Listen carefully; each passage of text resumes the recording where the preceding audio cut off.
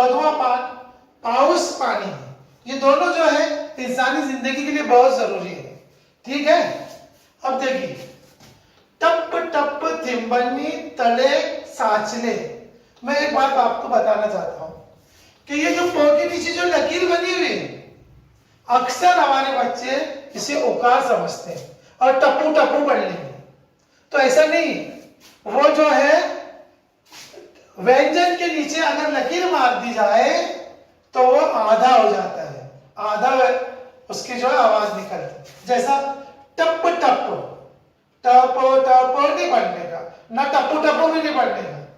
टप टप थिंबनी तड़े साचले, धो धो पावसाने धरण भरले, धरणाचे पाणी शेतात खेळे, ध्यानाचे कणीस वाऱ्यावर डुले, हिरवी धरती आनंदाने डोळे डोले, पावसाने दिले सर्वांना पाणी, शेतकरी गातो पावसाची गाणी।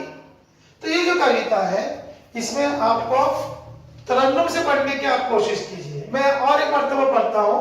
टप टप थेंबानी तड़े साचले, बूंद बूंद से जो है वो तड़े भर गया, धो धो पावसाने धरण भर ले, और जब स्पीड में पानी आया तो धरण भर गया।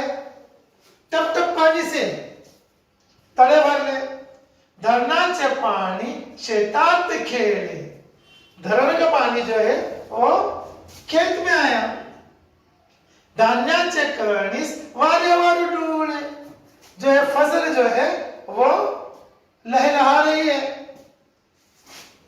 हिरवी धरती आनंदाने डोले, और जब खेती हो गई तो जमीन जो है हर तरफ हरियाली नजर आ रही है। पावसाने दिले सर्वांना पाणी, शेतकरी गातो पावसाचे गाणी। ठीक है, तो इसे आप बार बार सुनिए। हाँ पढ़ो। तळे, धरण, कणीस, शेत, शेतकरी, पाऊस, शेत, शेतकरी, शेत, देखो शेत, आणि पाणी, गाणी, पाऊस, पाणी, धरती, धरण और लोग। अभी देखिए यहां पर आपको क्या करना है, आपको यहां पर जो है जोड़ी लगानी की एक जैसे लफ्ज की। जैसा तो शेत, शेत, ये लकीर खींच ले, तो आपको पहले पढ़ना है तड़े। अब इससे तड़े दोनों कहां पर है, तो ये है तड़े, ये ऐसी लकीर बना दो। धरण, कणीस, शेतकरी, पानी, पानी कहां पर ये है, गानी। तो इस तरह से ये आपको मैच करना है, लेकिन आप लिखो भी इसे। ठीक है।